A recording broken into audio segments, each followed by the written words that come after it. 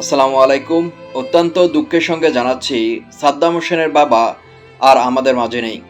নিষিদ্ধ সংগঠন ছাত্রলীগের কেন্দ্রীয় সভাপতি সাদ্দাম হোসেনের বাবা আমিনুল ইসলাম বীর মুক্তিযোদ্ধা গত বৃহস্পতিবার রাত 2:30টার দিকে এই দুনিয়া মায়া ছেড়ে চলে গিয়েছেন। মৃত্যুকালে তার বয়স ছিল 80 বছর।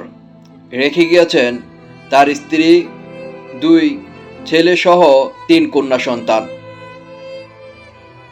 এর আগে তার জীবনাদর্শে তিনি ঠাকুরগাঁও মুন্সিরহাট একটি বিদ্যালয় ইংরেজি বিভাগের শিক্ষক হিসাবে সুনামের সঙ্গে শিক্ষকতা করেছেন এবং কি সুনামের সঙ্গে সে অবসরও গ্রহণ করেন। বার্ধক্যজনিত রোগের কারণে সে এই দুনিয়া ছেড়ে চলে গিয়েছেন বীর মুক্তিযোদ্ধা আমিনুল ইসলাম। নিষিদ্ধ সংগঠন কেন্দ্রীয় ছাত্রলীগের সভাপতি সাদ্দাম হোসেনের বাবা।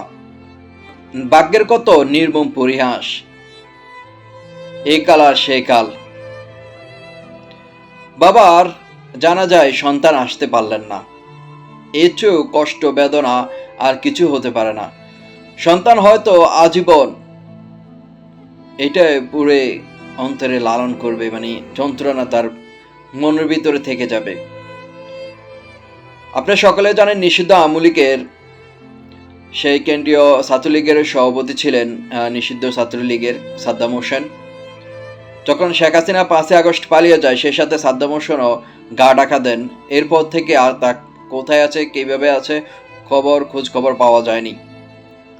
তার নামে কিন্তু গ্রেপ্তার পরোয়ানা জারি হয়েছেন আদালত থেকে। আর তার বাবা হচ্ছেন একজন বীর মুক্তিযোদ্ধা আমিনুল। বার্ধক্যজনিত কারণে কাল বৃহস্পতিবার রাতে দুনিয়া মায়া ছেড়ে চলে গিয়েছেন। আল্লাহ তাআলা তাকে জান্নাতুল ফেরদৌস নসিব করুক। এছাড়া তো আর কিছুই বলার নাই।